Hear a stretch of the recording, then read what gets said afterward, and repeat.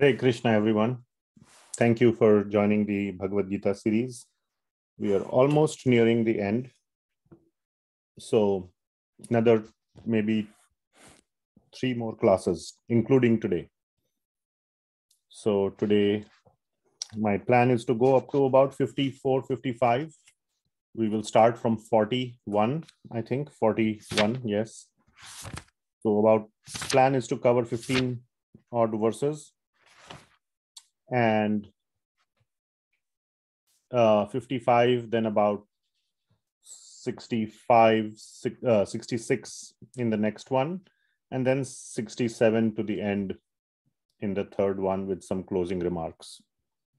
So yeah, 3 more classes I feel should be enough. Let me just see one thing in the calendar. So today is March 17th. Yeah, 17th, 24th, and 31st. Are there any days that are occupied? No. And then we have 7th April as well, which will be a buffer. So we'll definitely plan to complete by 7th April, because on 15th April, I will not be in town, or no, 14th, I mean. Yeah, because New Year. New Year? No. Tamil New Year. Tamil New Year, okay. But I will be gone for a different reason. So, and then after that, Hari Parshad Prabhu is coming to Portland. He's a great Vaishnava, true living and walking Vaishnava. So we'll have programs with him. So all this is going to happen. So yes, we definitely want to finish by April 7th. So 3 more classes, maximum 1 more 4. And we are on track for that. So let us start today's class. I already started the recording, I guess. Yeah. So let us start with our prayers.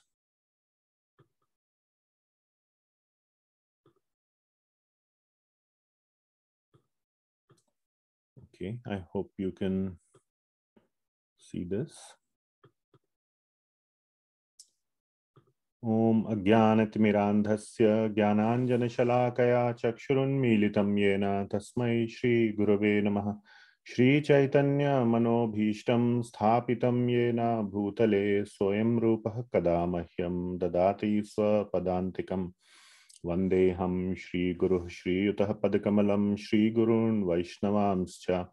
Shri Rupam Sagrajatam Sahagana Raghunathanvitam Tam Sajivam Sadvaitam Savadhutam Parijana Sahitam Krishna Chaitanya Devam Shri Radha Krishna Padan Sahagana Lalita Shri Vishakhan Vitamscha Nama Om Vishnu Padaya Krishna Presthaya Bhutale Srimate Bhakti Vedanta Swami Niti Namine Namaste Saraswati Devi Gauravani Pracharine Nirvishesha Shunyavadi Paschatya Deshatharine He Krishna Karuna Sindho Deenabandho Jagatpate Gopesha Gopika Kanta Radha Kanta Namostute Tapta Kanchana Gaurangi Radhe Vrindavaneshwari Vrishabhanu Sute Devi Pranamami Hari Priye Vancha Kalpatarubhyascha Kripa Sindhobhya Evacha Patitanam Pavanebhyo Vaishnavebhyo Namo Namaha Jai Shri Krishna Chaitanya Prabhu Nityananda Shri Advaita Gadadhar Shrivas Adi Gaur Bhakta Vrinda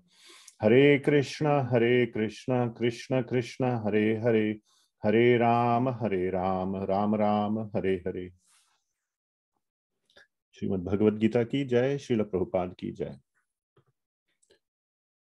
Okay, so we will resume our discussion on Bhagavad Gita. We will let me share my iPad screen.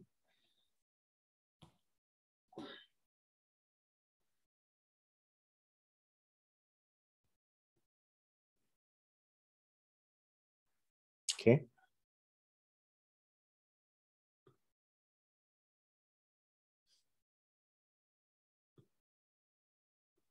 All right. Hopefully you all can see the iPad screen. Okay, nice. Thank you. Okay.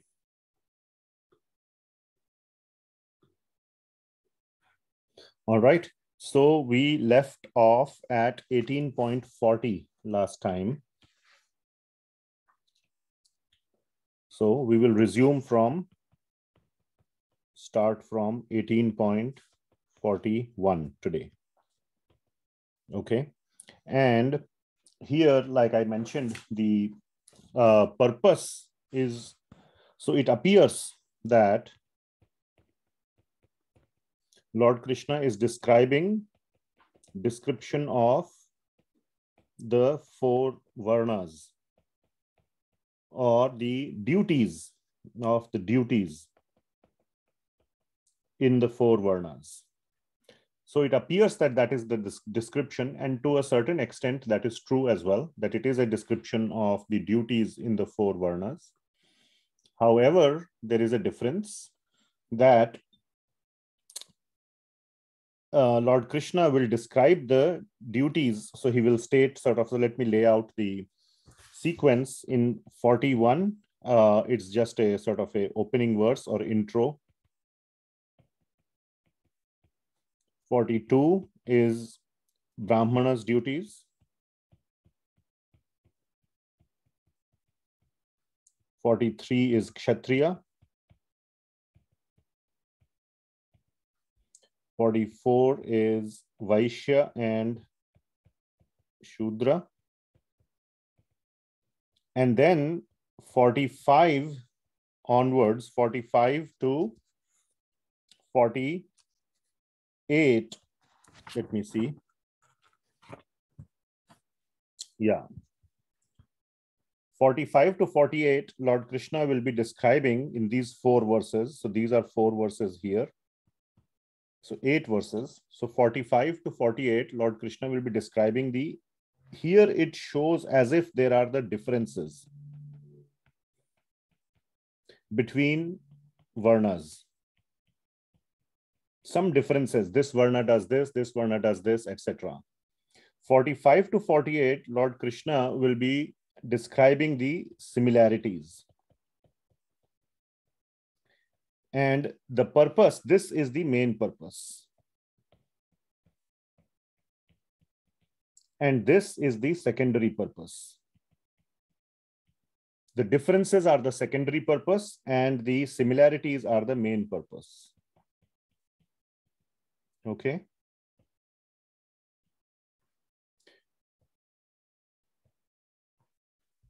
So that is how it is being described. So we must, so we will see what are the various duties. And when we focus on the word duties, I will give a modern understanding of the word duties. So we will see all of this in the next few verses. So let us go through some of these verses. Let us go till 44, then 45 to 48. Then we will discuss the whole sort of essence or the main points of this whole section. Okay. So 41. So in 41, Lord Krishna is saying that Brahmana Kshatriya Visham Shudranam cha parantapa karmani pravibhaktani svabhava prabhavair gunai. So the key word here, so from the first line, Lord Krishna is naming the 4 varnas: Brahmana, Kshatriya, Vaishya, Shudranam cha parantapa, my dear Arjuna. So Brahmanas, Kshatriyas, Vaishyas, and Shudras are distinguished. So these are the 4 ones. Karmani prabhaviktani svabhava pravibhaktani svabhava prabhavair gunaihi. So by the swabhava and by the karma, this is the same thing as in verse number 4.13. The various varnas are described. They are described, or they are categorized, not described. Pravibhaktani means division, is based on karma and guna karma. And here swabhava means in this verse, svabhava is added. Svabhava means by what happened? One's nature. That we all understand. Svabhava means nature. But svabhava, what does it actually mean? Where do we get our nature from? Our nature, the other understanding, or the other sort of not understanding, but the other English word that we can say is our conditioning. And our conditioning, when we have been saying Bhagavad Gita, reading Bhagavad Gita for so many months, we say our past conditioning. So our past programming, our past whole, due to our engagement with the material world, we become programmed, we become conditioned in a certain way. So that is our past conditioning. And this past conditioning could be from our engagement in the material world, MW, material world, in this and Hare Krishna, this and past lives. So both this and past. So that conditioning is continuing from lifetime to lifetime to lifetime.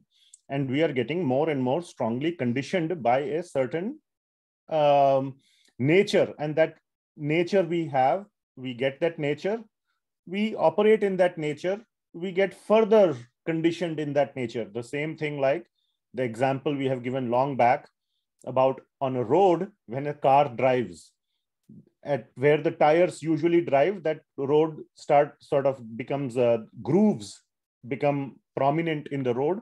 More and more cars drive on the same area in the road, the groove becomes deeper and deeper and deeper. So over a long period of time, we develop this past conditioning. That is what is known as our svabhava, our what we call as nature. So that is coming from our engagement in the material world in this life and past lives. Okay. So that is what Lord Krishna is saying in C and D, 18.41, C and D. C and D means each verse we divide into 4 parts, A, B, C, D. So that's how we kind of use the nomenclature. So, karmani pravibhaktani svabhava prabhavair gunaihi. So they are born of the actions and our conditioning. That is how the division of these 4 varnas takes place. Okay. Okay. So that is what Lord Krishna is saying in this verse. So, wait. So now Lord Krishna will describe the various conditioning from the 4 varnas. What is the conditioning? What is one conditioned to do? So 18.42. So we will go through this and then we will summarize the sort of the essence. So Brahmanas. Okay. So like I said, the secondary understanding or the secondary purpose of this description, which is coming here, 41, 42, 43, and 44, is the differences between the various varnas or differences of one's nature between these varnas. And this is the secondary purpose. So the way to utilize this in your life is to identify what general category you are in. And whether one is a Brahmana, whether one is a Shudra, or anything in between, Vaishya, Kshatriya, it doesn't mean that Kshatriya has to be like you see in comic books, dressed in, some robe with a sword. Kshatriya, you will see this various descriptions in the verses. So you can identify that what kind of conditioning you have. And generally, at a very high level, the divisions are such that the Brahmanas are in, I will put it in different color, mode of goodness activity, mode of passion activity, and this is mode of passion plus mode of ignorance and mode of ignorance. So, and this is also mode of goodness plus mode of passion in a Kshatriya. So it's a kind of a gray band. So it doesn't mean that, don't think that, oh, where did I made a small mistake here? Not here, but here. Mode of ignorance. So it's not like a Shudra is completely in the mode of ignorance. That is not the case. Or a Brahmana is always in the mode of goodness. That is not the meaning. The meaning that is here that one should try to identify that if these are the activities I am interested in, like let's say Brahmanical activities, those help to stay for a longer time in the mode of goodness. But one could get overtaken by mode of passion or mode of ignorance at any time, depending on some triggers, some external situations, or various miseries or troubles that one faces in various situations. One could always degrade into lower modes. Similarly, a Shudra or a person who is too much interested in just excessive material enjoyment, at some times when the situation is conducive, he may rise up to the higher modes as well. And so think of it, the way you should think of these four modes and the description given is that whatever your duty may be, and I will cover in modern sense what are the various duties, try to come to the mode of goodness. Okay, so even though your duty as a Shudra may be to do work, and in a corporate environment, we had given an example many times, like a software engineer. He just, he's given the design specs, he just writes code. And if the design specs are very well written, we usually say, I'm a software engineer or, from that background, we say coding is nothing but a more dignified form of typing. Today, these days, even AI engines can generate code. So you can understand that, if the design specs are very nicely written, it's very easy to translate. So basically, you are being told exactly, do this, do this, do this, and you just basically do your work. Okay. So you are very much being told, you are very much being instructed step by step. You are being spoon-fed what to do. That is one of the characteristics of a Shudra nature. Now, as we all understand, software engineers are not bad. Being a software engineer is a good thing, No software company can survive without software engineers. In the same way, society cannot survive without Shudras. Like in a farming situation, you need a lot of people to just follow instructions. Whoever is the owner will say, here is a bag of seeds, go plant these seeds. He just has to go keep planting the seeds. The rows have been made. The timing has been decided. All the prices for seed purchase have been negotiated. Bags of seeds are ready. The person is just going and now planting seeds. That's the worker. Now, if that worker is not there, the plant or the crop will never be successful. Just like a software company will never be successful without a software engineer. So similarly, a society will never be successful without all the four varnas being there. Okay, so it is about success of society. So nobody should think that Shudra is bad, but they need very, very specific instructions all the time. They need to be told what to do. Otherwise, they may deviate.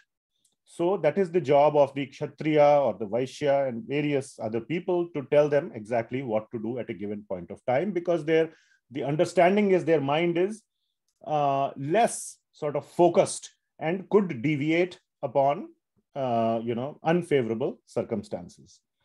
So like that, we have to see the sort of the activities of the various four varnas and try to come to the mode of goodness. One should understand the mode of nature that we have gone through in previous chapters. What is the essence of the modes? The quality in a mode. So one should understand what are those qualities, and you should try to add those qualities. Even if you are a Vaishya or a Shudra, you should try to add Brahminical qualities, and which means try to go to the mode of goodness, even if acting or doing an actual external duty of a Shudra. So one of the things that I would like to say here, I will put this little bit down here. Okay. One of the things that I would like to say, key point here is internally try to advance to mode of goodness. Externally continue your prescribed duty. Okay. So that should be the key takeaway from this section. And you will see that from this section, mostly what is being described is the external aspect. So let us see what are those external aspects of the Brahmanas. So 18.42 Brahmana. This is a very, very important verse. Now, in the case of Brahmanas, what is going to be described, it will appear as if they are internal qualities. Okay, because Brahmanas, there is very little difference between their internal quality and how it manifests externally. So these will appear more or less like internal qualities. From Kshatriya onwards, it will become very much external. So let us see. Shamo damas tapah shaucham kshantir arjavam evacha jnanam vijnanam astikyam brahma karma svabhavajam. So this word svabhava will come in all the verses. This is the svabhava or the nature or the conditioning of a Brahmana. So shama, damah, tapah, shaucham. So 18.42a is having 4 qualities. Shama, damah, tapah, and shaucham. I'm not gonna spend a lot of time writing it down. So shama, Srila Prabhupada translates as peacefulness and dhamma as self-control. So peacefulness means internal, or we can say mental or mind control.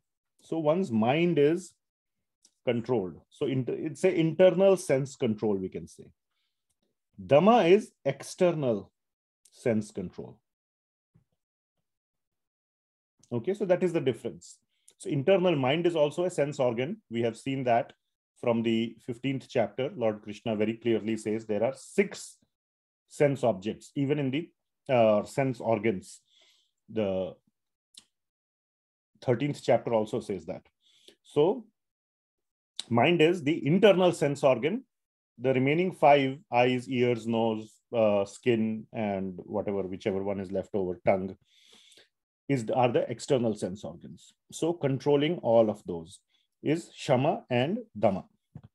Then tapa and shaucham. So tapa, you all understand, austerity, which means trying to do with less.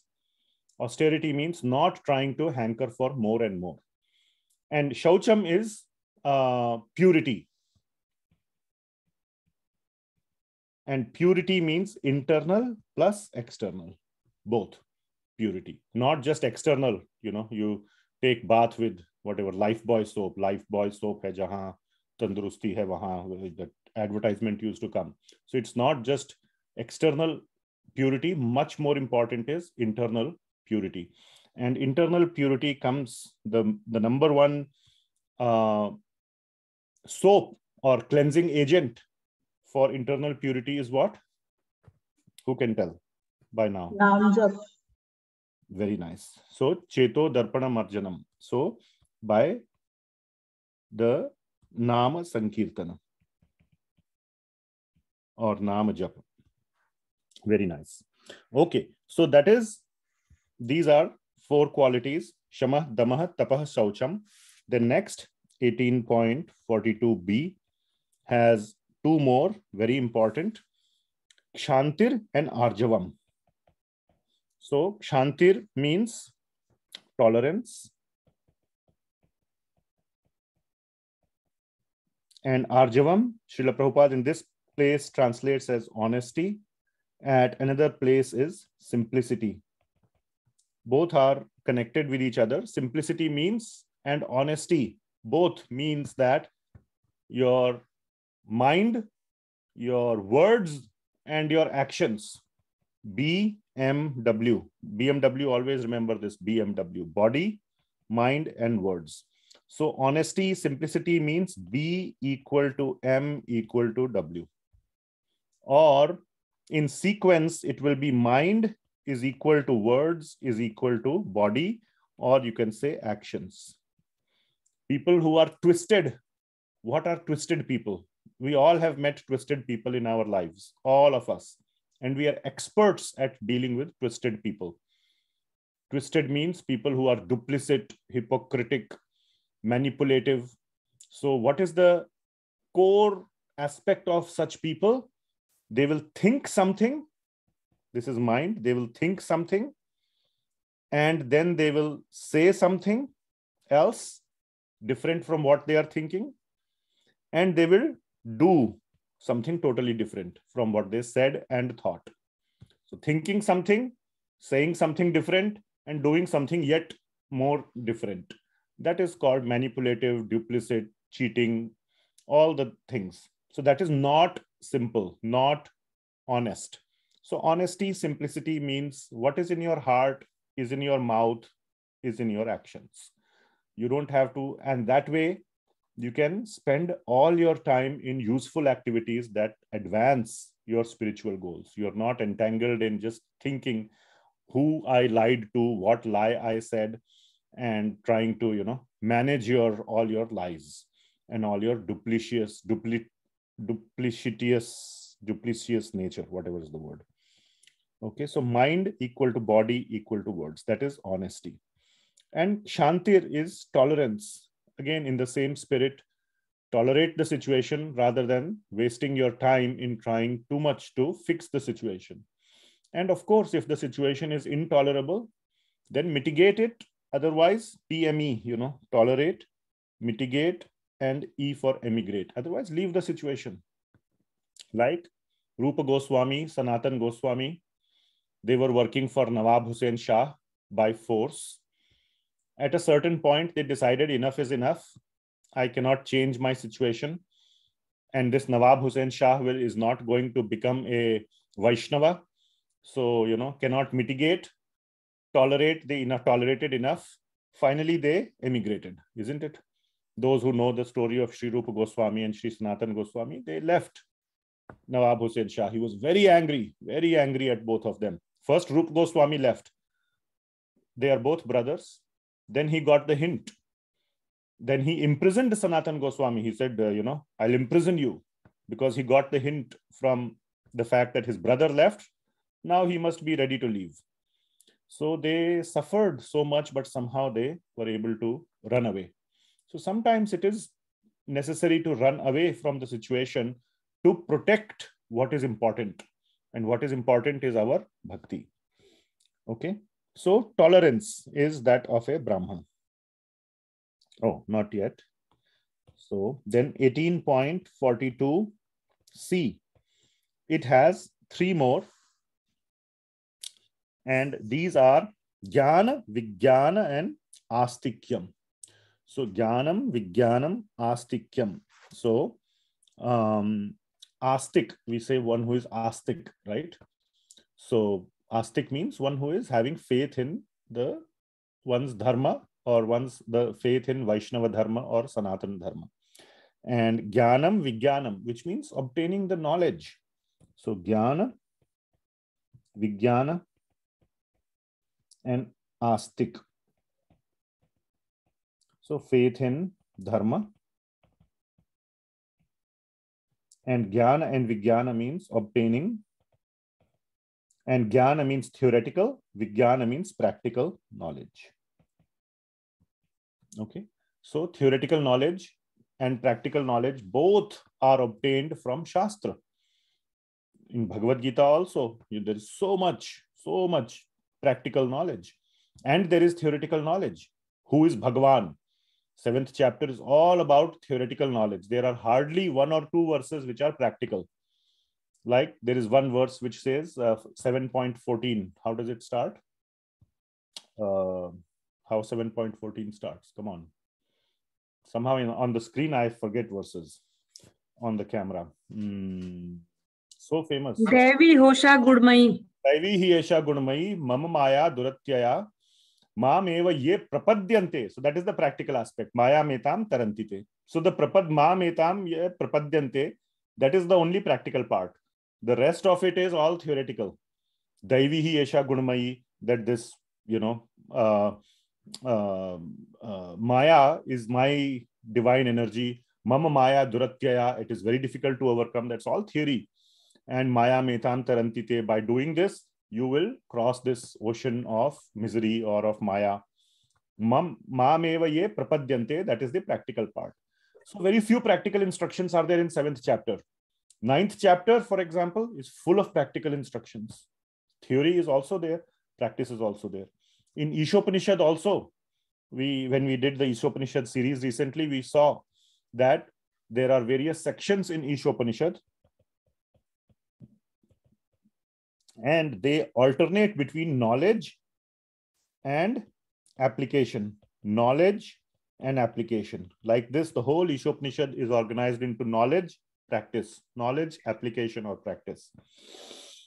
So that is jnana and vijnana. Both can be obtained. In Srimad Bhagavatam, it is full of practical knowledge.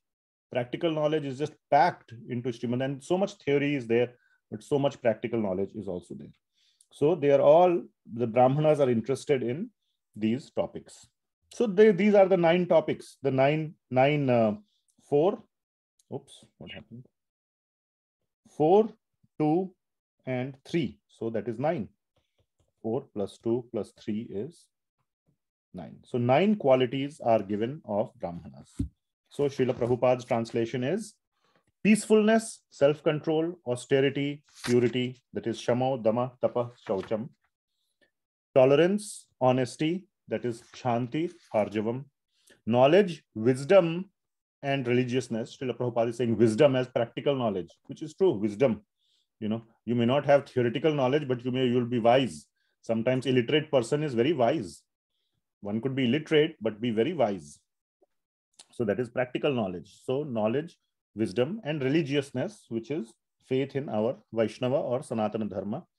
These are the natural qualities by which the Brahmanas work. Okay. So that is 18.42. Now we will go to 18.43. This is Kshatriya. Now, Kshatriya, like I said, doesn't just mean a warrior.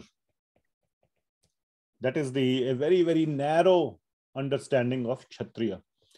Kshatriya mainly is a administrator. One who administers, one who keeps things in control.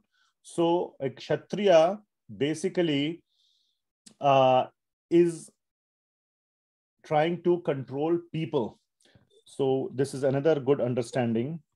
Brahmana, so we will see here controls. So Brahmana controls the thought or the ideas. Kshatriya controls people. Vaishya controls animals plus money. And Shudra doesn't control anything, is controlled, or rather he is controlled by others. Okay. So thought or ideas. So in corporate language also we say thought leader. Who is a thought leader? One who, sets the direction of the company or sets the direction of a technology. Whatever, I'm from technology area, so I'm using those examples. We have this very kind of a buzzword, thought leader. You can say they are like Brahmanas. Then those who manage people, they are the Kshatriyas. That is what I was trying to show here as administrators. So all the people who manage others, who keep people in control. So they are like the kings, the ministers. They keep people in control. That's why, and the kings are the one, now not these days, but in earlier days, they used to lead the battle. If there's a battle, they used to go in the front. So that is why they are called Kshatriyas, like Arjuna. He's leading from the front, not sitting in, in a bunker and pressing some buttons or giving some instructions. Okay, so let us see what is Kshatriya. So Shauryam, Teja, Dhritir, Dakshyam, Yuddhe cha api apalayanam. Apalayanam. Palayan किसको कहते हैं? जो भाग जाता है. One who runs away, isn't it? Apalayanam means one who doesn't run away from the battle. So courageous.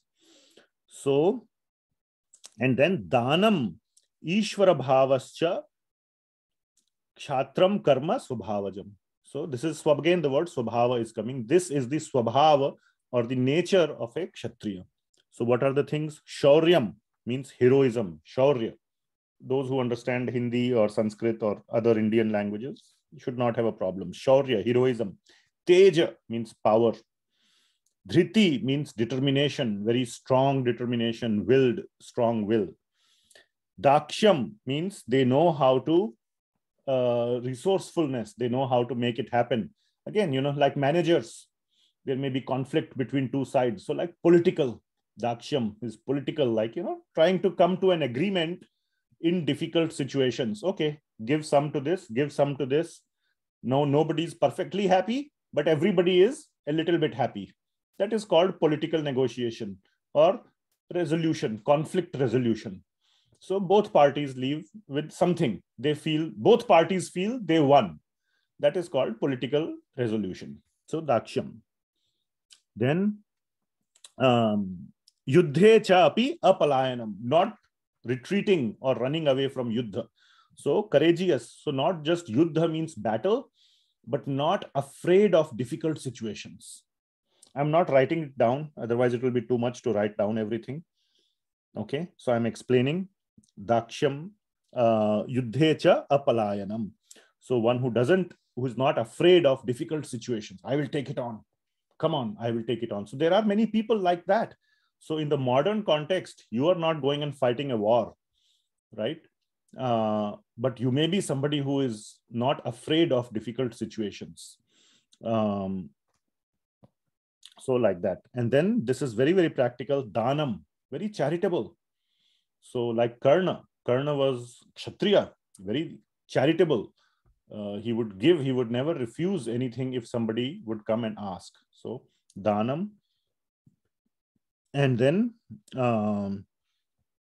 where is it? Danam. Ishvara bhavascha. So Ishvara bhav means leader. Not Ishvara bhav means not like having the bhav of Bhagavan Ishwar. Here, that is not the meaning of Ishwar here.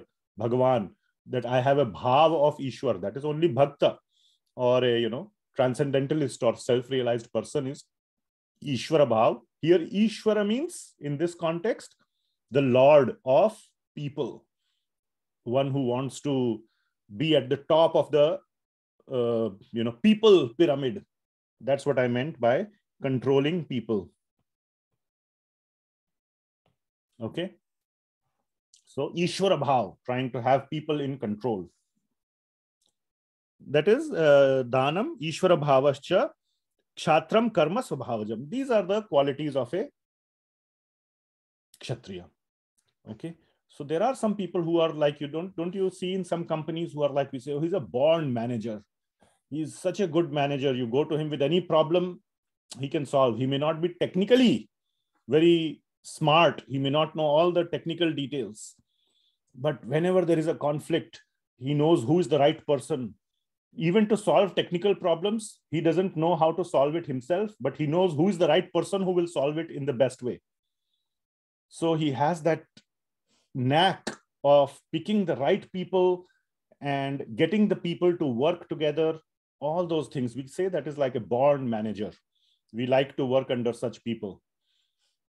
So that is Kshatriya bhava. Okay. So all these things, there was, I don't know, in my company, there used to be this person, he came and left. His name was Jim Keller. Anyway, technical guy, but he was like considered to be like that. I never worked with him, very senior guy. But he was like, okay, I will, any problem I can solve.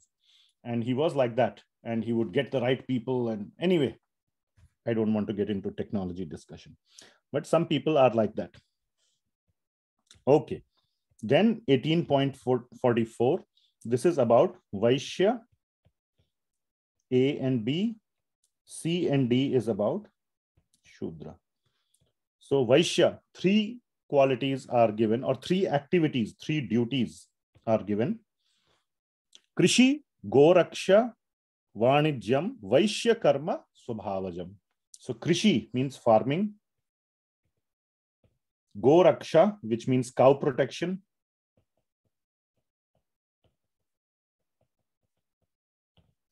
And Vanijya. Vanijya means money management. Right? So in India, we used to say Vanijya Mantri. Vanijya Mantri means minister, not finance minister. That is called as something else.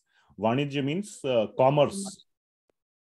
There's a difference, whatever, ministry, aim, XYZ, whatever it is. But money, commerce, finance, whatever, it can all be put in one bucket. So Krishi, Goraksha, and finance. So here you can see that in farming, also cows are needed for plowing the land and so many things. And then it's not that you just use them or exploit the cows. Okay. And you get milk from the cows as well. So the male cows are used in the farming, and the female cows, what we normally call as cows, are used for giving milk. But it is not like you just exploit. Just take the milk and don't protect the female cow, or you make the male cows or the bulls, oxes, do so much work in the farming, but you don't protect them. So cow protection, Go Raksha, it applies not just to the milk giving cows, also to the male cows who don't give milk, but who help in the farming. So animal, basically managing the animals and managing money. So you can see that money has been put at a lower level. These days, money is at the topmost level, but money is at a lower level. If you manage the people and the thought, the Brahmanas, which is the thought, and the people nicely, it is said money will come. These days now, animals are not used in any industry, but machinery is used. Okay. So basically, if you manage the direction, the strategy of a company, and you manage the people, that is the job of the managers or the CEO or the thought leaders, automatically success will come, money will come. Then all you need to do is to count the money, which is the job of the finance department, to just count the money. You don't have to, do anything else. So that is why money is put at a lower level than the Brahmanas or the Kshatriyas. They are not required to manage the money. That is left for what is known as a clerk. It is more of a clerical job. So Vanijya. And trade and commerce and all those things, money, commerce, etc. And then Shudra. Shudra is Paricharyatmakam. Paricharyatmakam means that serving the above 3.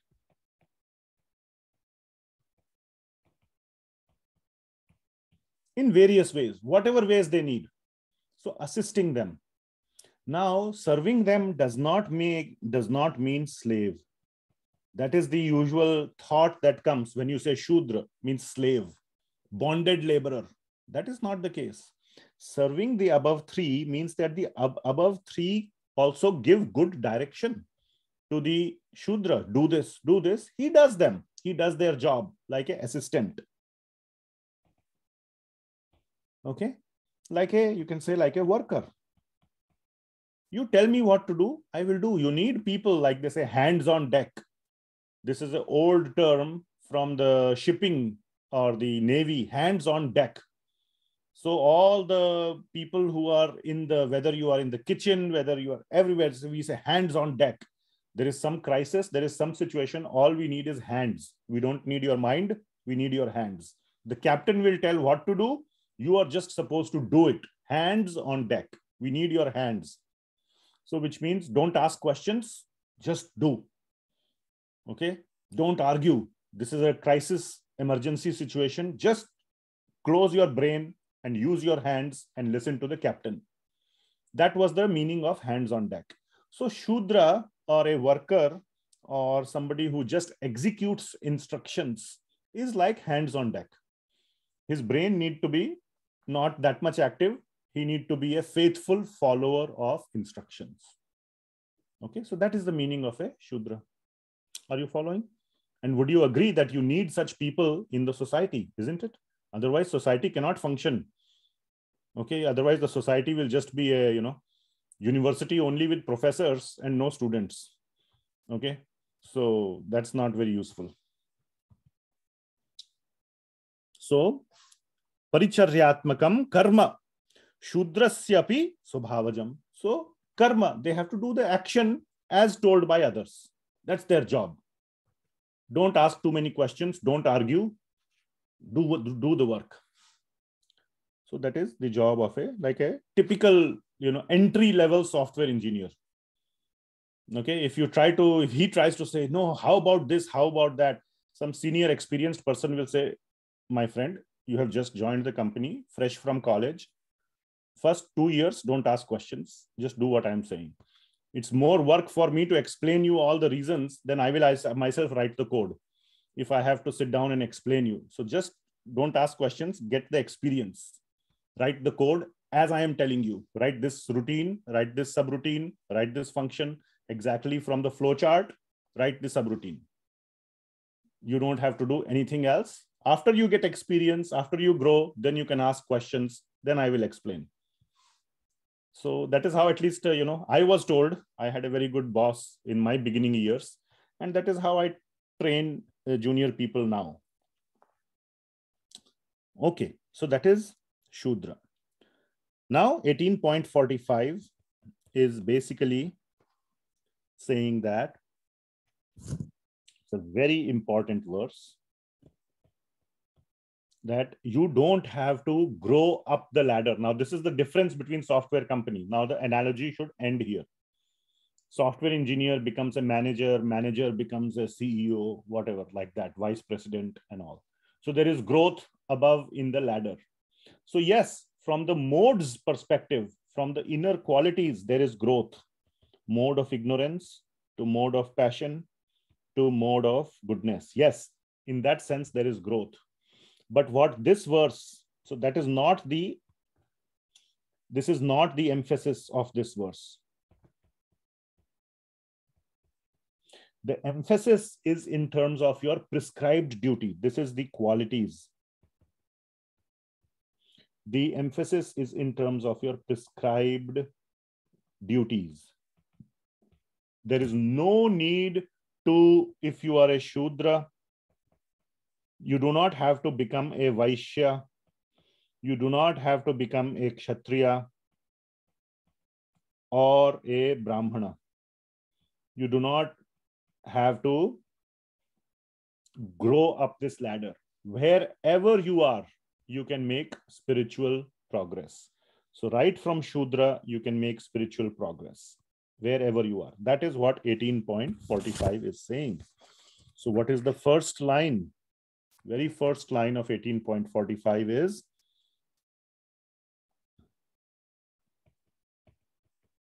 A and B. Very important. Okay.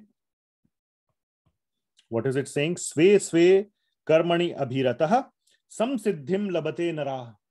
Samsiddhim labhate narah, which means the people, nara, in these various modes, sve sve karmani abhiratah. One who is doing his, abhiratah means doing, faithfully doing his prescribed duty. Karmani, sve sve means his own, swa, not pari, not someone else's. Sve, his own duty, his own prescribed duty one is doing.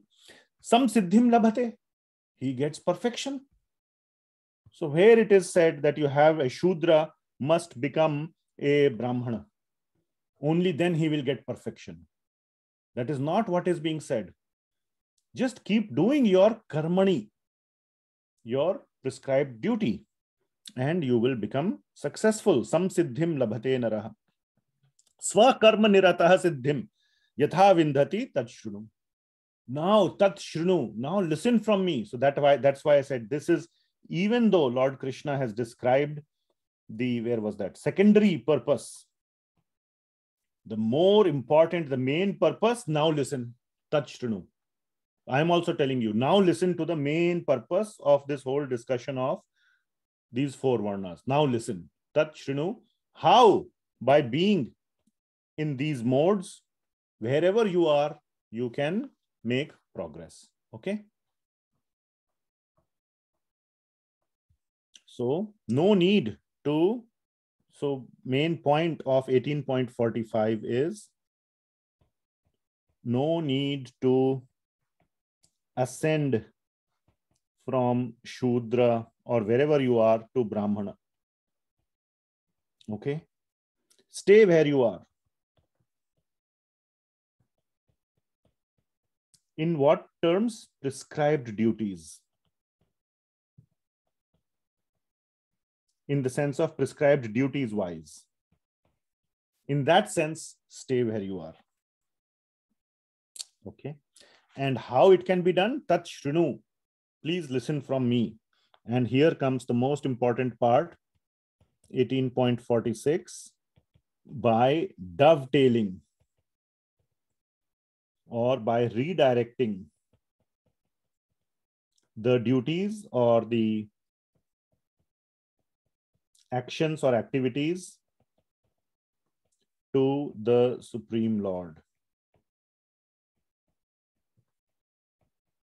So wherever you are, stay where you are. No need to try to become a Brahman, become Kshatriya or anything. Stay where you are. Dovetail or redirect your activities to the Supreme Lord. So just the translation I will read, or the second line is important, C and D.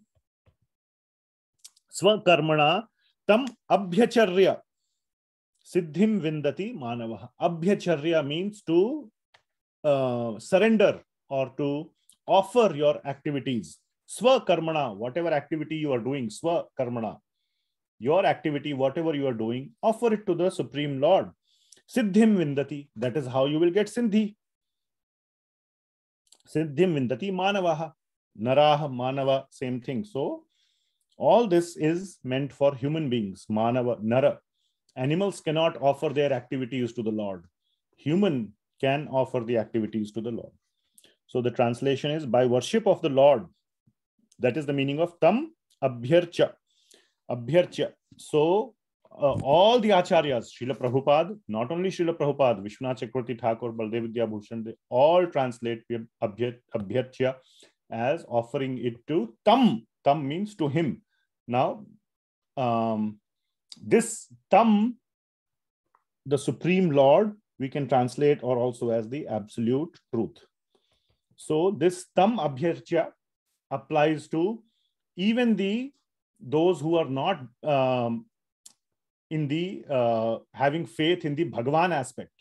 Even it applies to those who are having faith in the Brahman or Paramatma aspect. So it is a more broad, in the broader sense. This verse is taking everybody who is making spiritual progress to redirect your activities spiritually.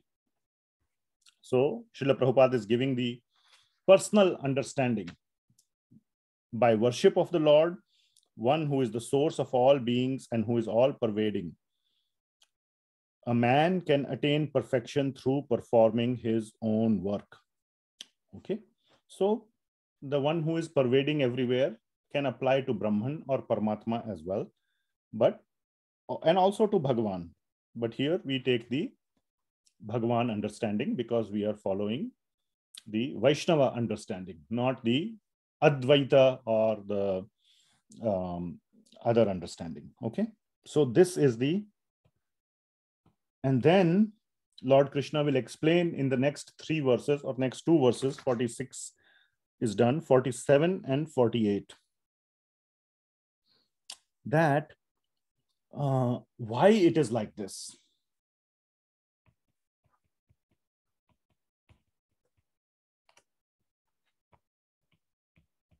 Why? Why is it so? Okay. So this is a very, very important section. Very important section. Why is it so? So let us quickly read 47, 48, and then I want to have a little longer discussion on this topic of why is it that we should stay and do our duty. So 47 says, I'll just read the English translation. It is better to engage in one's own occupation, even though one may perform it imperfectly, than to accept another's occupation and perform it perfectly. Duties prescribed according to one's nature are never affected by sinful reactions. 48. Every endeavor is covered by some fault, just as fire is covered by smoke. Therefore, one should not give up the work born of his nature, O son of Kunti, even if such work is full of fault. So these two verses are talking about karma. But karma in bhakti or redirecting everything to the Lord. But still there is the karma aspect. So what does this mean? So in the modern understanding, let's discuss this a little bit.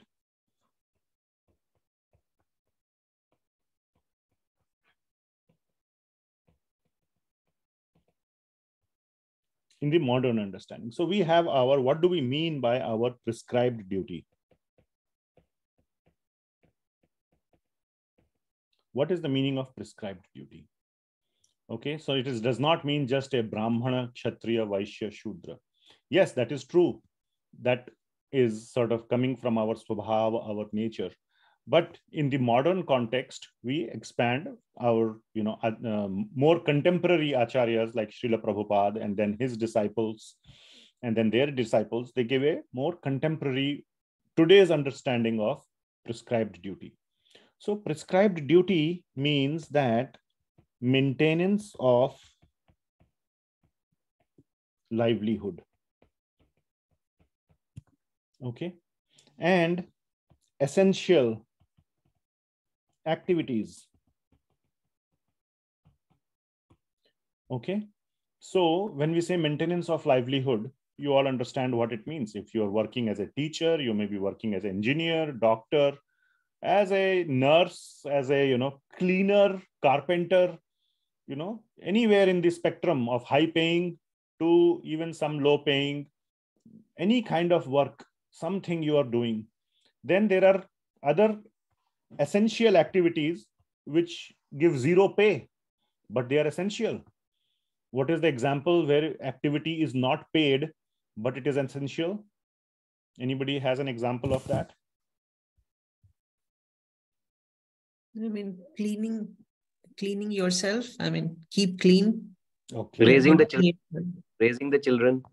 Very nice. Raising children. Yes. Anybody else? Household work, cooking, for at least the one, whoever, these days, sometimes husbands also cook. So I don't want to say for the women, but whatever, man or woman, cooking, taking care, it's all unpaid.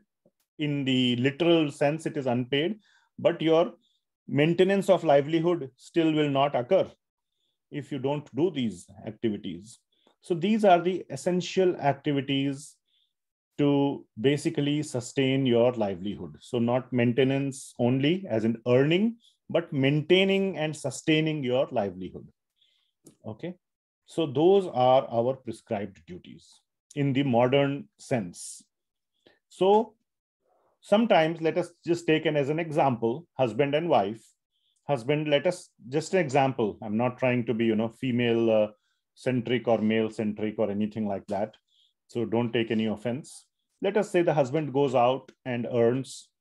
Wife is staying at home, taking care of young, let's say there are young children and whatever, cooking the children, taking or for the children and taking care of the, various activities in the house.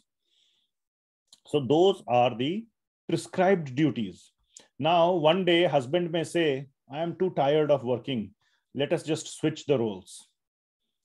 So it's not only that one doesn't have experience. Let us say there is experience also.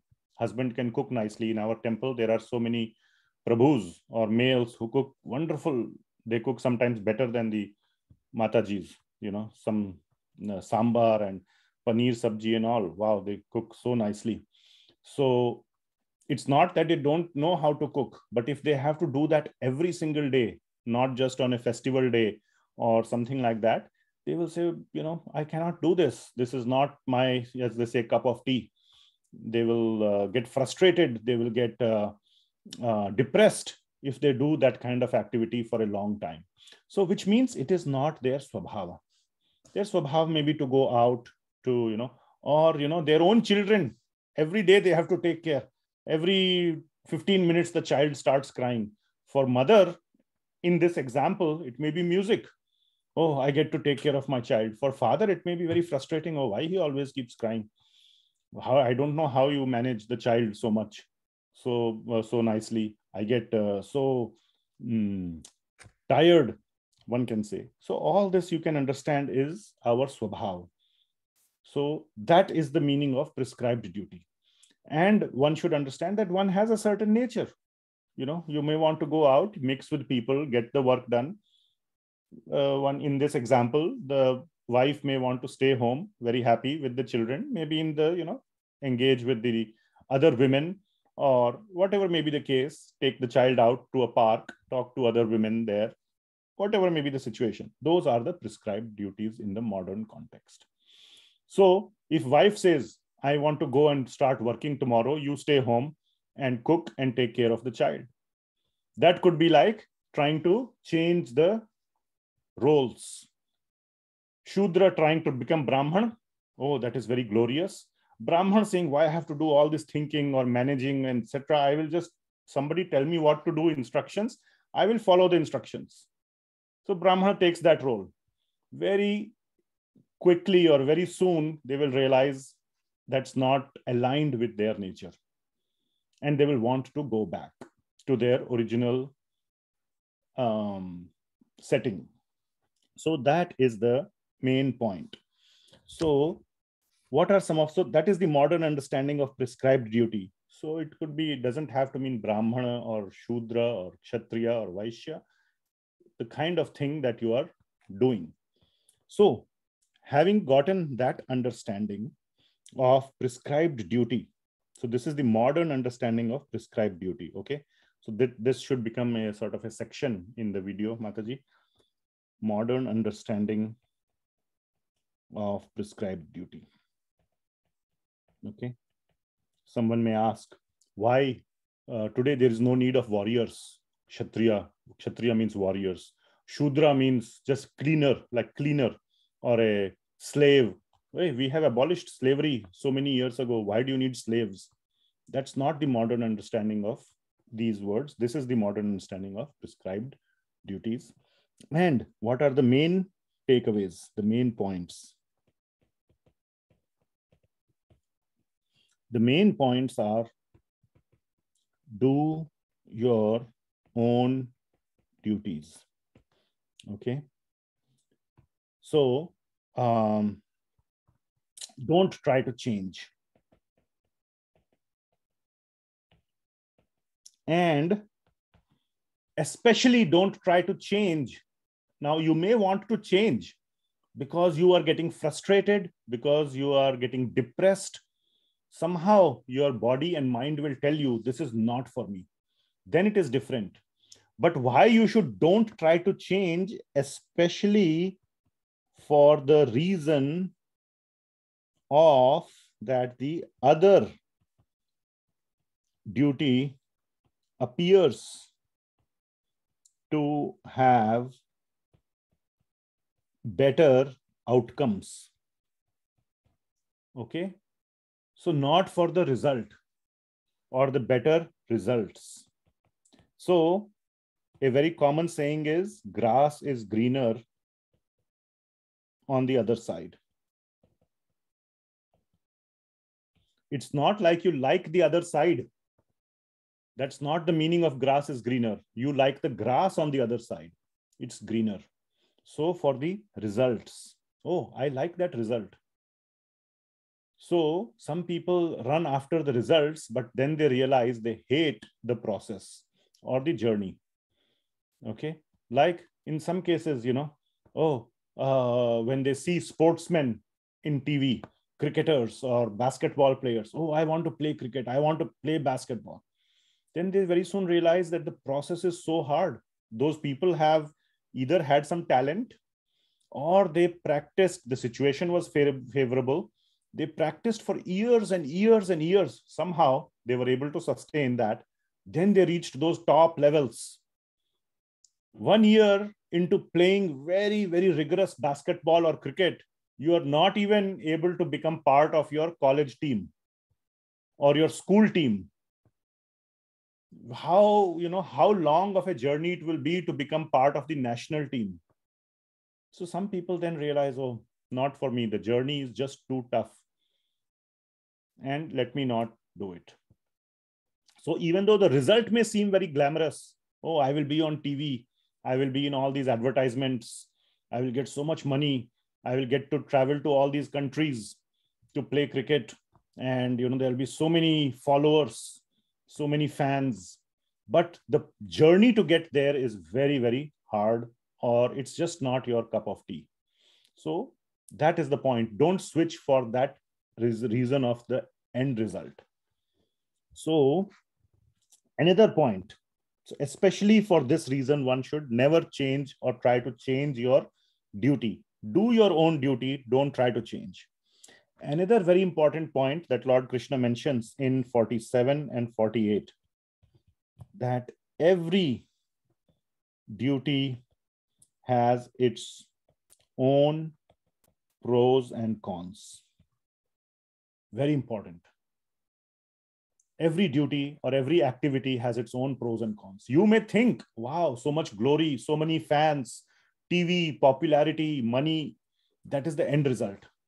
But the journey may be very tough, very, very tough.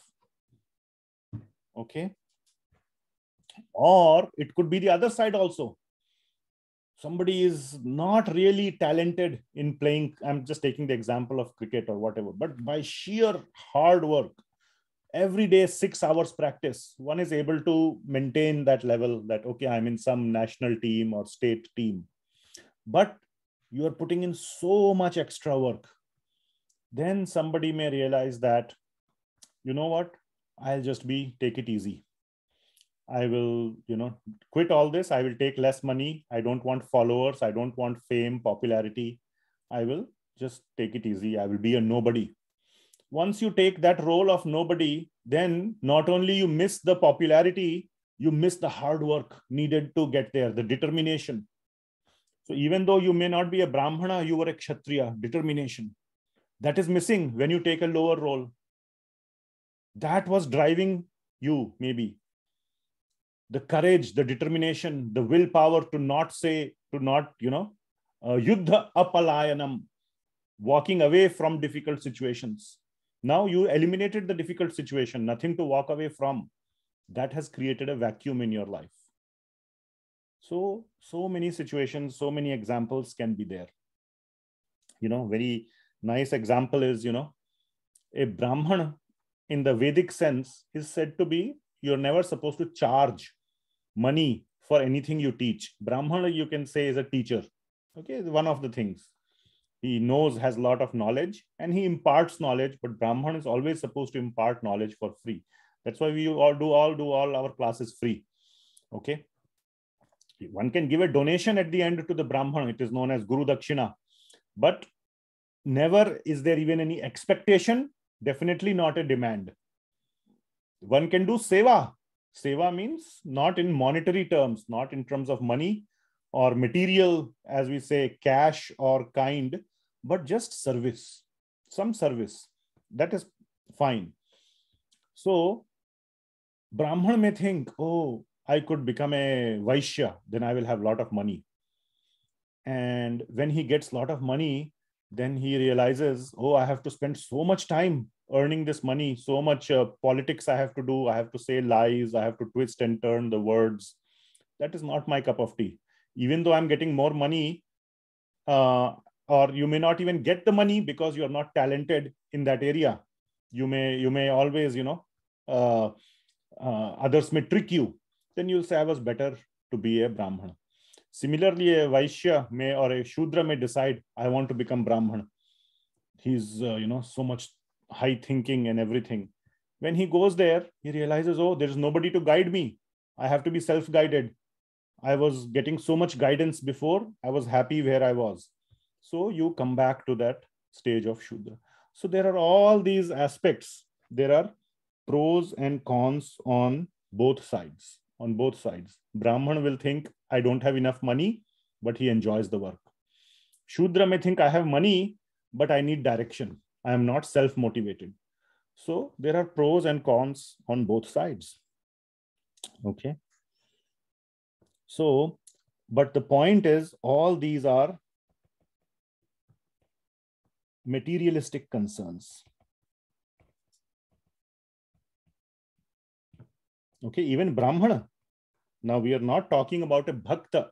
Brahmana is also doing materialistic activities. He's reading books of wisdom, books of knowledge, giving knowledge to others, etc.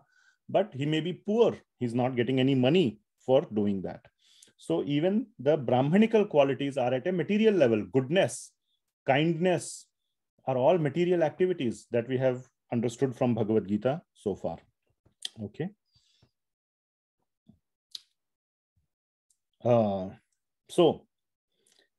Another point, Brahmana.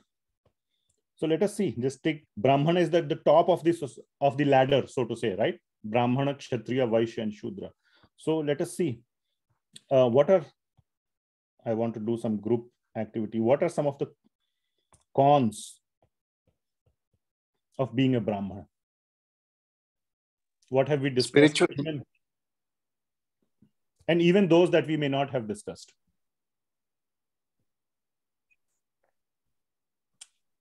Cons of being a Brahmana. They think too much and don't work too much. So what is the con there? Are you implying that working is better than thinking? They think too much but don't work too much. What's the con there? Be more specific. I mean, let's say talking about Krishna but not actually participating. Don't mix bhakti in this. Let's keep it aside. But let's keep bhakti aside for now. Purely a Brahmana role. He's more of a thinker than a doer. So what is the con? Egoism. So we can say he becomes egoistic about his knowledge, about his, we can say, status or varna, or even his knowledge. That's a nice. So that's one. What else? Prabhuji, he needs to depend on Kshatriya or Shudra for his financial help. Very nice point. Very nice point. Dependence. So typically it's not like today's thought leaders are highly paid. All the professors or the fellows, distinguished engineers, what we call them as thought leaders, they are highly paid. But Brahmana, like I said, is supposed to not ask for any money. So they have to depend on others. Very nice. What else? One or two more. For something to happen, just thought is not enough, but action is needed. Okay. So what is the con there? Three people have said that now. Action versus the thought. There is a con there, but I'm trying to make it come out.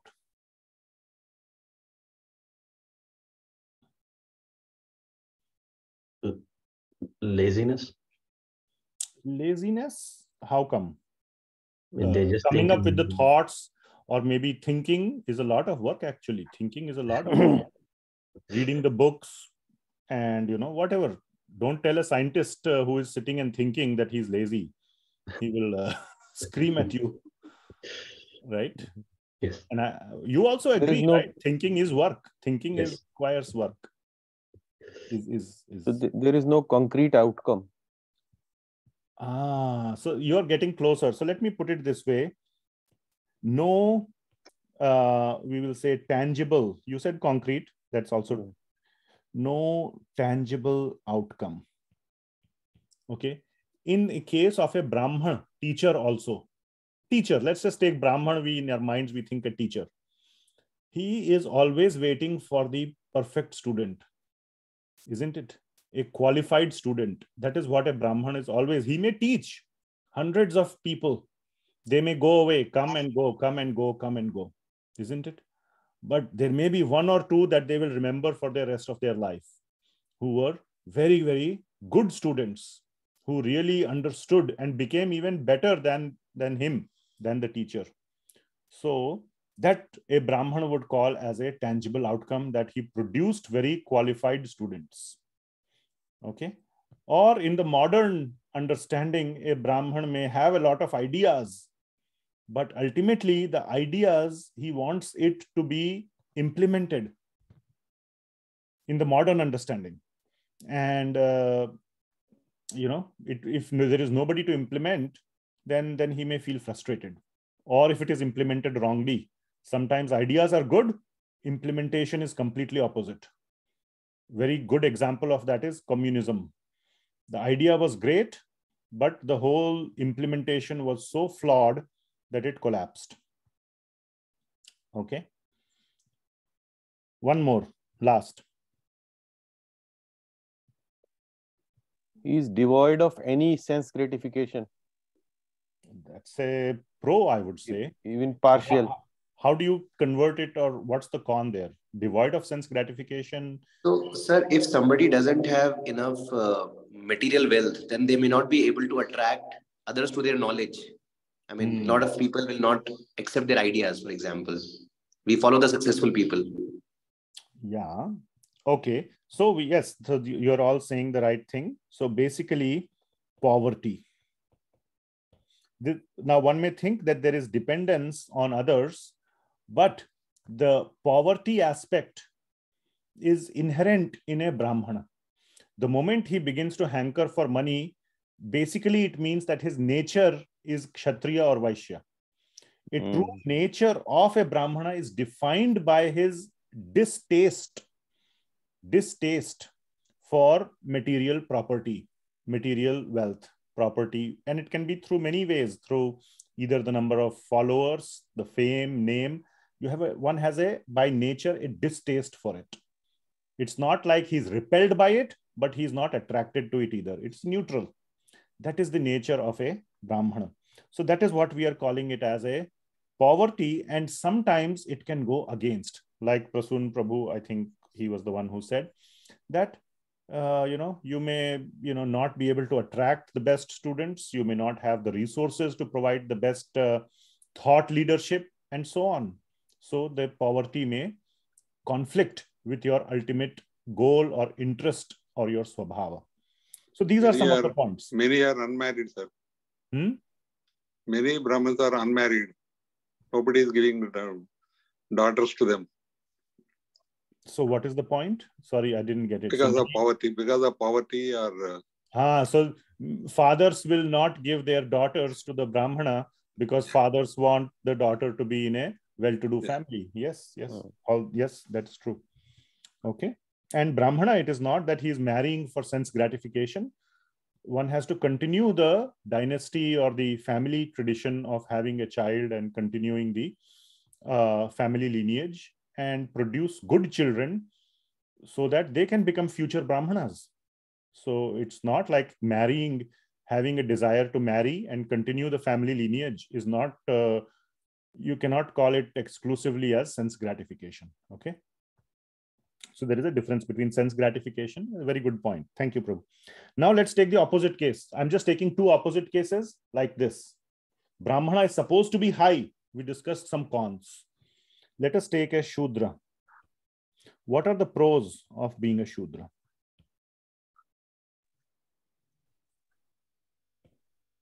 Just let's take 3 pros. In the modern... Because you are following others, so you will not be blamed for the outcomes. Very nice. No accountability. Correct? Or we can say free of accountability. It's a good thing, mind is free. I did what you said. So if anything goes wrong, it's really your problem. I was just following orders, isn't it? That's a very common thing, no? I was following orders. Okay, very nice. Very nice. Free of 9 to 5. 9 to 5. 9 to 5, yes. So that is also, we can say, free of accountability. Yeah. But, I'm not accountable. I'm working 9 to 5. That's it. If you want more work done, it will take more time. Self-satisfaction. Self-satisfaction. Okay, how do you connect it to Shudra? I mean, self-satisfaction is a pro in general. Okay. Yeah. But how is it specific to Shudra? Actually, complex of being inferior. Complex, but that's a con. We are just discussing the cons. pros. There are cons of being Shudra, like you said. Oh, I'm a Shudra. I'm not a Brahmana. Others depend on Shudra. Others depend on Shudra. So you're saying some pride? Like a labor, like they need. Okay, so feeling of, you can say, feeling of feeling of pride demand. or demand, yes, or importance. Basic humility, which is very much needed for a bhakta. Okay, very nice. It gives one a sense of humility. I'm in the lowest level. I'm happy where I am. One more, then one more. There's one. Just taking the cue from Brahmana, they will attract the best brides because they are risk-free. So the fathers will. Risk-free is also free of accountability. But yes, you are hinting on this poverty aspect. That's where we talked about brides and all. So we can say here, material prosperity. Okay. It may be more in case of Vaishya, but definitely a Shudra has more material prosperity than a Brahmana, at least. We can say at least with respect to Brahmana. Okay. At least Brahmana is by nature repelled by material prosperity. Shudra has no problem. Oh, yes. You want to give me more money? I will take it with both hands. I love more money. So that's how Shudra will think. So yes, material prosperity. Okay, very nice. So we can see here two cases we took, cons of a Brahmana and pros of a Shudra. Okay. So very important points. Now another point that we discussed in 18.47 is stay in your driving lane. Okay, so 18.40, I'm going into practical aspects very deeply today because this is a very important section. This whole section is very, very important. So, one second. I'm looking for one thing here.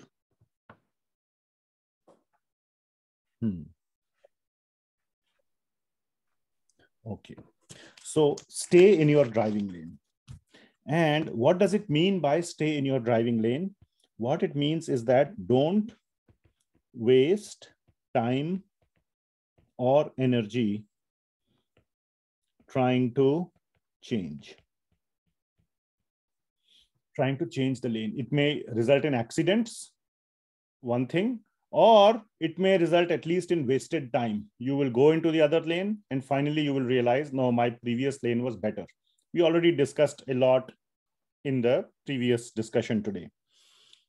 How the main point is, if you have this feeling that, yes, I really want to change the lane, etc., then consult with your mentor, we can say, or guru, etc. Mentor, the sort of the technical or the Vedic term is shiksha guru. So one can have many shiksha gurus. So you must cultivate or you must build a relationship with such people, some seniors who you feel are trustworthy. So two very, very important characteristics are there. One of the fundamental, by the way, things is that they are able to guide. So ability to guide, which means they have knowledge plus experience. And the second point is trust plus respect. You must have the trust in them. Okay, first thing, trust. Trust means, what is the meaning of trust? That you know that they have the ability to guide. And respect means, you respect them, means that when they give you the guidance, you are willing to follow it. So that is the sort of the subtle difference, trust and respect. You trust them that they are giving me the right guidance. They are not having any hidden agenda, or they are not trying to manipulate me.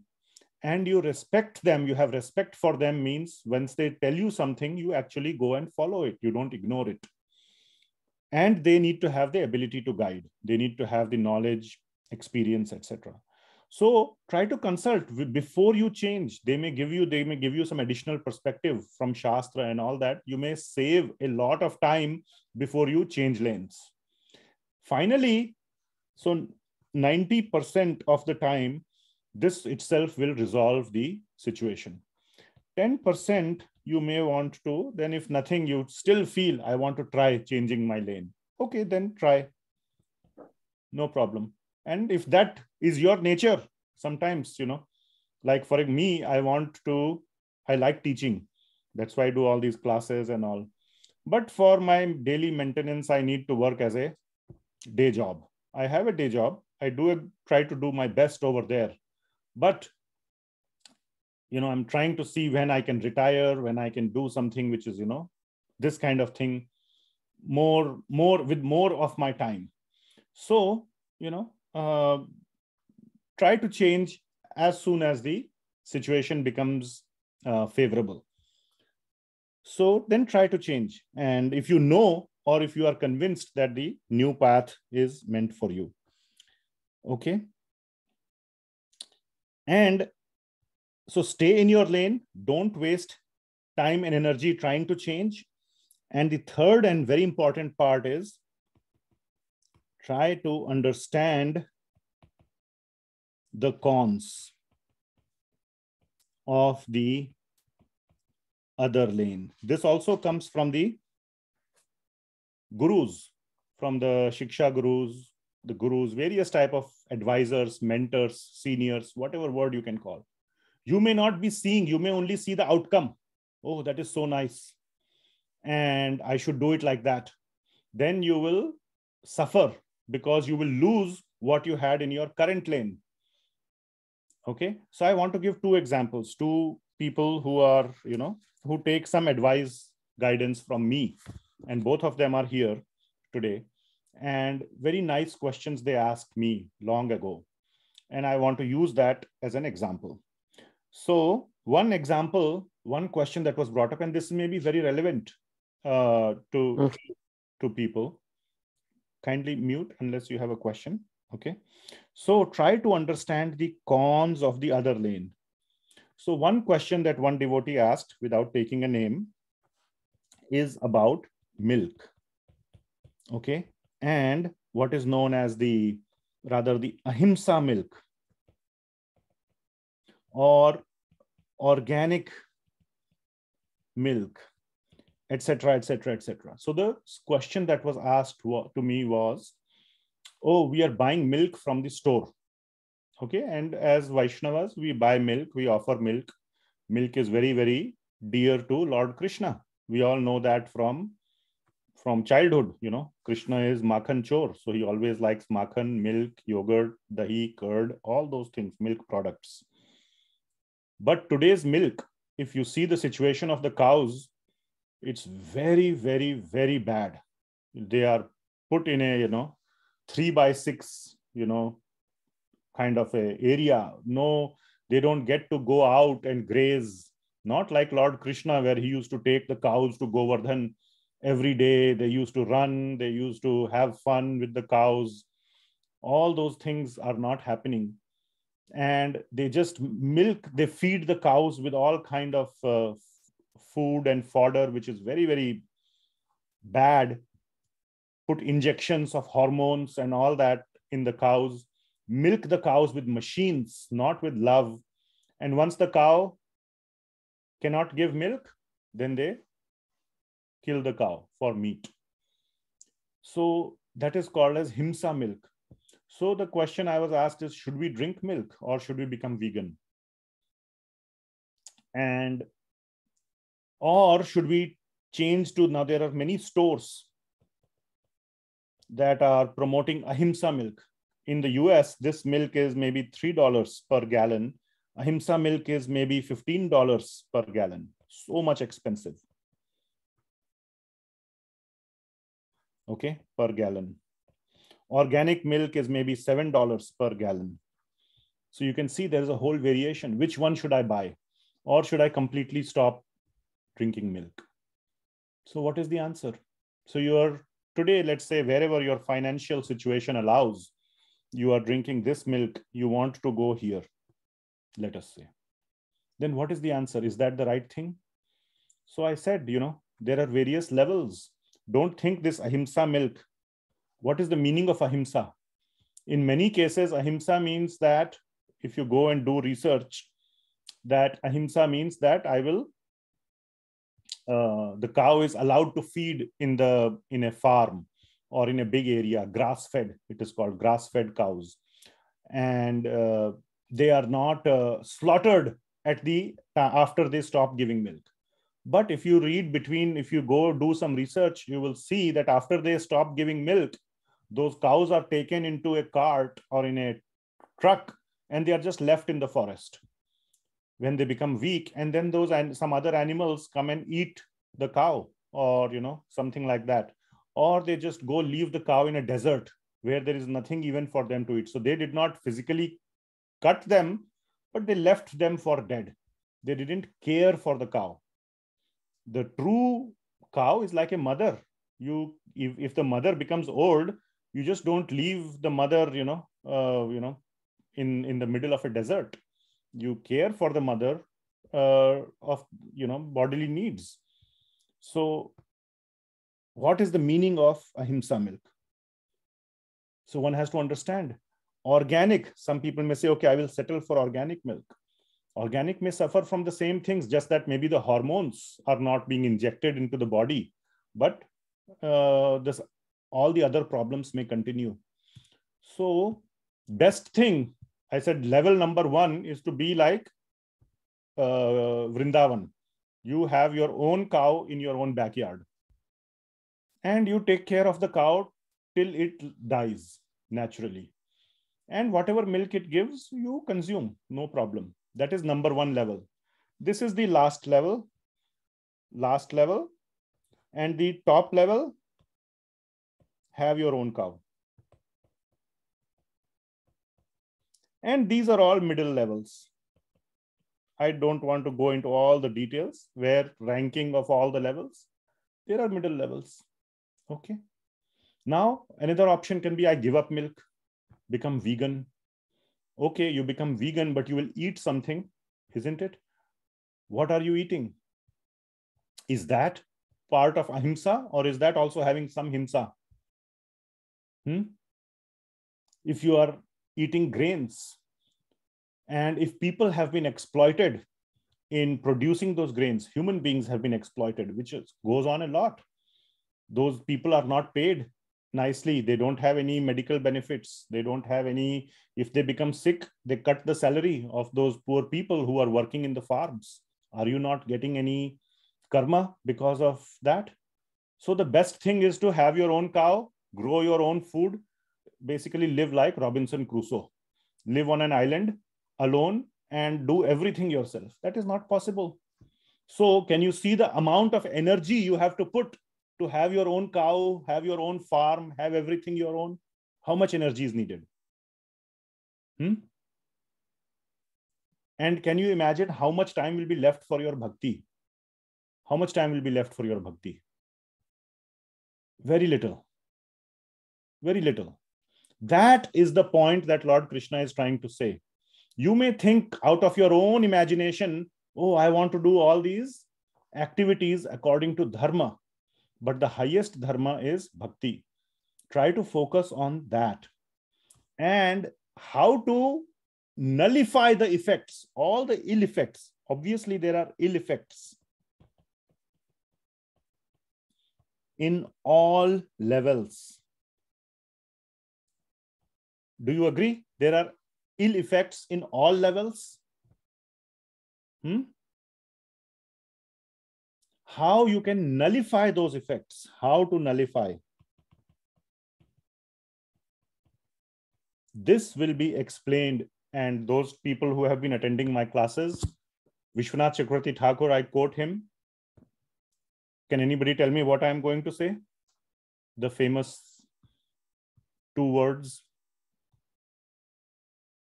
How to nullify? By which verses? Maam ekam sharanam. No. I'm asking for number. How many verses? There's a very famous thing I keep saying. 2.5 verses. 2.5. Very nice. 2.5. Yes, 2.5. Remember this number. 2.5 verses.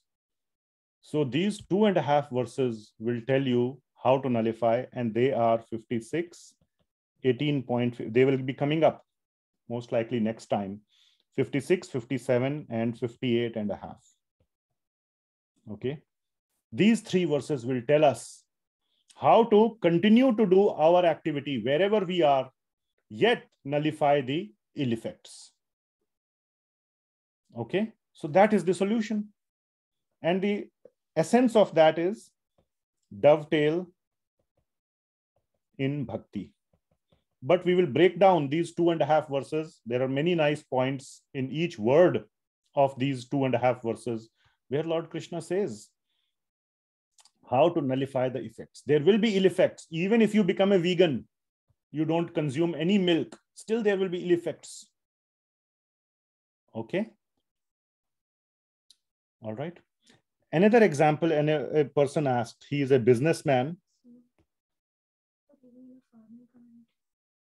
There will be ill effects. My wife is asking a question, what about living in a farming community? So first of all, there will be ill effects even there. Okay. We will see the 49th verse. So please wait till 49. This is the ideal level. And you will see those who are doing the recent Bhagavad Gita class that we started on Sunday. The ideal level is karma sanyassa. This is what Lord Krishna will hint in 18.49. No work at all. Zero work. Samadhi state. Even Arjuna said, it is too hard for me. So if you really want to try that, you can try for your entire life. Okay. Conceptually, it may sound like, wow, I'm not going to do any activity. Karma samadhi. Complete samadhi from all karma. We say not even breathing. Even some animals some living entities are dying just because we breathe. Okay. So karma samadhi or karma sannyasa. So if you can do that, then you can avoid all the ill effects. But all your time and energy will 100% or 200% will go just in that. Where is bhakti? Zero. Zero bhakti in that. Okay. So that is the answer to that question. We will see Lord Krishna will talk about karma sannyas in 18.49 as the highest level. Then he will give later on the 2.5 verses, which is the real solution. This one is a hypothetical solution or a impractical solution. But that is what is needed at the Brahman level. That is what he does. Complete karma sannyas, no action, no activity. Okay, anyway, so all these activities, the second example that somebody gave, or not a question that was asked, businessman. He is in the business of selling food. Okay, not meat, satvik food. So everything is satvik, no meat, no obvious problematic things, but still it is food, it is grains, it is milk products, it is so many things. So after doing Bhagavad Gita class and all that, this person who is a nice devotee asks, oh, we should not, I want to give prasad to people. Better to, instead of giving food, I will offer to Bhagavan and then give, isn't it? And then somebody told, but you cannot sell prasad. You must give for free, which is also true. Okay, but what happens to business? Have you seen any businessman who sells the product for free? Where will he make any profit then? Huh? If he all gives everything for free, then he has to become a Brahmana. Then he will become poor. Poverty will take over. He went out to do business. He attended Bhagavad Gita class, and the result was he became poor. Isn't it? That doesn't make sense. Does it mean businessmen, especially who sell food, can never be devotees? Does it mean that? Okay. So yes, the highest level, again, there are levels. So there are all, this whole thing is about level. The topmost level is distribute for free. If one has firm faith in Bhagavan, one is a true devotee, he will distribute for free. But we are not at that level. Don't be somebody you are not. That is what is being said. So there could be several lower levels. The last level is overcharge, which means profit is king. That's the last level. Cheating, overcharge. You sell poison, call it nectar. Okay, you put all kind of chemicals, this, that. People are dying by eating your food. All you care about is profit. So many businesses do that today. Then we hear in the newspaper, oh, all these businesses are being sued because their products created cancer. Even though they knew that this product is toxic, they were selling. Why? Profit. Okay. So that is the lowest level. There are many middle levels. I said, one of the middle level is some part you give for free. Or maybe you can give small portions for free, but for large portions you charge. That is what happens even in one of the biggest Tirupati temples. I don't know now, but I visited Tirupati last about 15 years back. If you go to Tirupati, they will give you small laddu free. Everybody gets a small Tirupati famous laddu, isn't it? Free. But if you want to buy many laddus to take home, distribute to your friends, then you can go and buy in the stall. So you can have a mix like that. Okay. Or you can do something like this, that, you know, if somebody comes and says, I cannot pay, to that person you give free. Okay. At a very near the top level, you can distribute free, but ask for donation.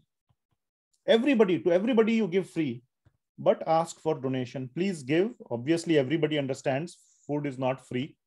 Even prasad, today's world, it takes, even in the Satyuga also, it takes effort to produce food. Give donation. Whoever wants, they will give. Whoever doesn't want, they will not give. At least you will have some source of income. So there are all these levels possible.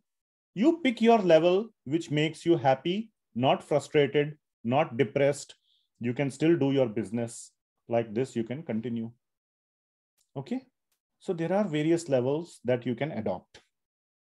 So in these two examples, we see that there is no need, even at the topmost level, to distribute prasad free. You still have to produce or procure the grains. You have to produce the raw materials. Are you growing the raw materials in your own farm? No, we go back to the same argument. Is it karma, completely karma free? Even the topmost level is not free of all ill effects or ill reactions. That is the main point. Even the topmost level is not completely free of all negative reactions. So we will look at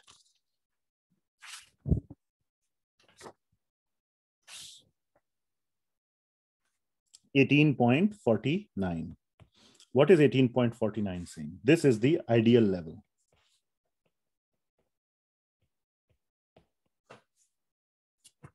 So 18.49 is saying asakta buddhi. Asakta. Asakta means attached. Asakta means detached. It is the opposite of asakta. Asakta or asakti means attachment. Asakti means detachment. So complete detachment from everything material. Complete detachment. So this is basically your karma sannyasa stage.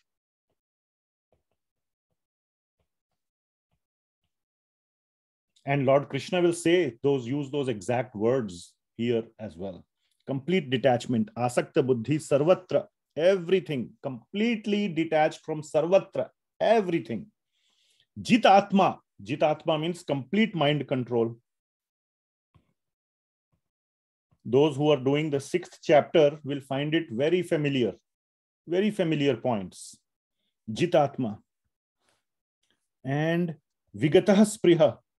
No, or we can say zero material desires. Naishkarmya siddhim paramam. Naishkarmya. Naishkarmya means no karma.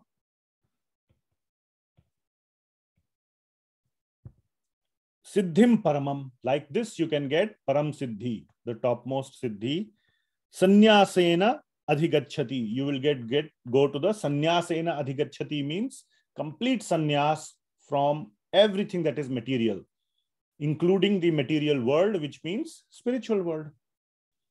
So complete no karma, complete freedom from material world. Okay. So this is that point. So Srila Prabhupada is translating as one who is self-controlled and unattached and who disregards all material enjoyments can obtain by practice of renunciation, and here it means karma renunciation, complete, the highest perfect stage of freedom from reaction.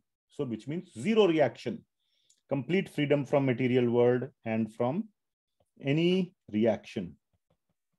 So this is your 100% akarma stage based on your own efforts. No karma, which means no action at all. Obviously, no reactions. Okay. No action means no reaction. Okay. So this is the ideal level, but this level is very, very, very hard to achieve. Even Arjuna said at the end of 6th chapter, I cannot do this. So what is the answer? This is not the answer. Once again, what is the answer? How many verses? 2.5. That is your answer. And Lord Krishna will so clearly describe the answer in those 2.5 verses, 18.56, 57, 58 and a half. So we will come to that next week, 56, 57, 58 and a half. But this is your real solution.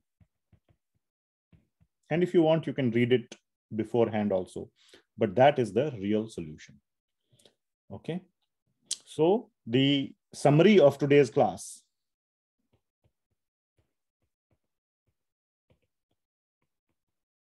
Stay in your varna, or basically in your prescribed duty, plus follow 2.5 verses. That is the summary for today. Okay. Don't be, what it means here is, don't try to be who you are not. Okay. That is today's summary.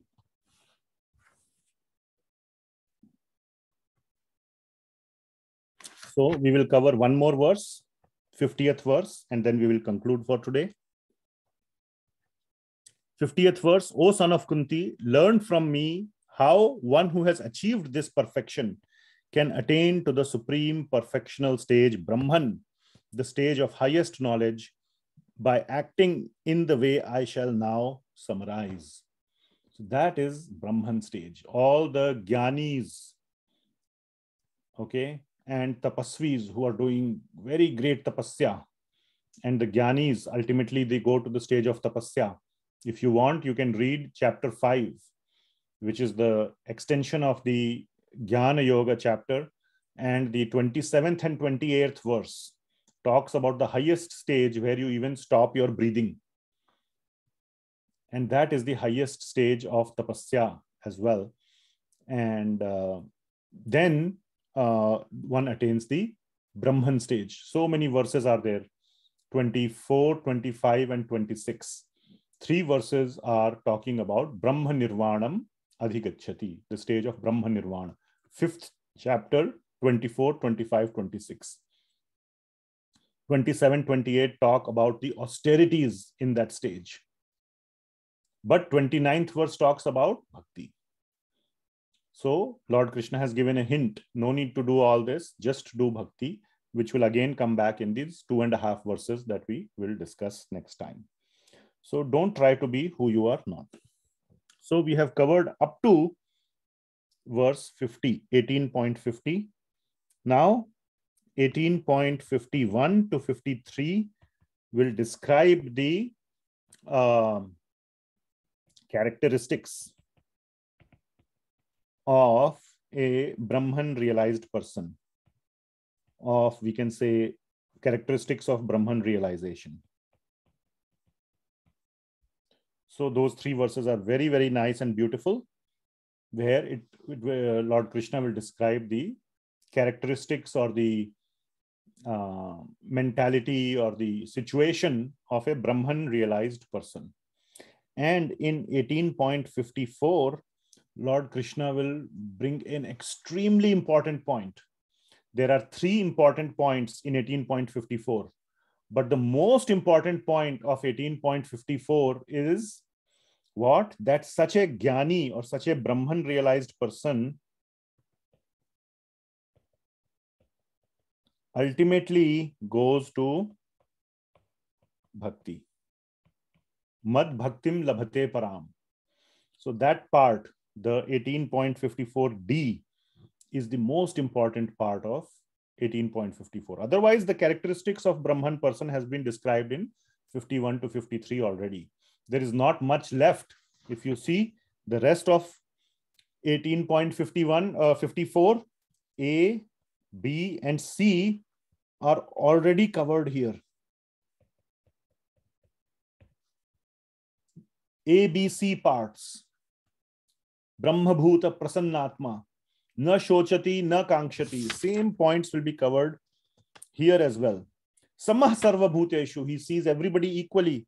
Here also it is written the same thing. Who is always detached, free from false ego, freed from attachment and hatred. So same thing, attachment and hatred. Same thing, Samah Sarva Bhuteshu. So all these things have already been covered. The new point is Mad Bhaktim Labhate Param. That is the most important point of 18.54.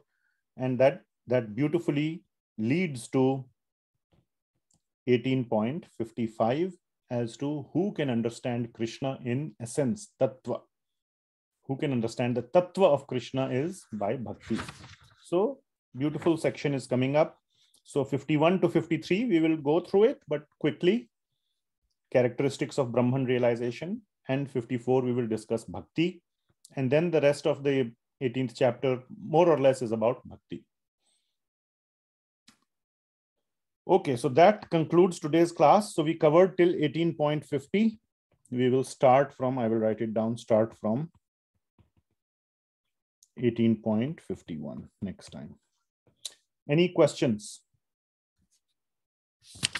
or comments?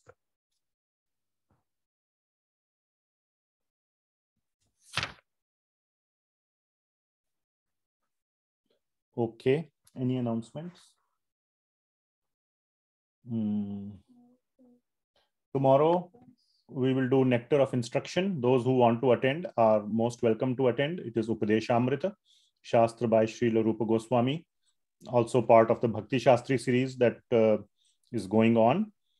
And Sunday, we have the fast-paced Bhagavad Gita class. So we will be starting chapter 7. So beautiful chapter. We will go, I'm going to see how I can finish 7th chapter in one session. That's going to be a challenge. There is just so much essence to cover in chapter 7. So that will be a challenge for me. We will see how to do that. So that is the plan for this weekend. Nectar of Instruction tomorrow and fast-paced Bhagavad Gita chapter 7 on Sunday. Okay. And wherever you are, please visit your temples. All ISKCON temples have Sunday program, morning, afternoon, evening, at some place, sometime. So please attend those and engage in Shravana and Kirtan. Okay. Anything else? If not, then we will conclude today's session. Thank you very much. Srimad Bhagavad Gita ki jai, Srila Prabhupada ki jai. Hare Krishna. Hare Krishna Prabhuji. Hare Krishna Prabhuji.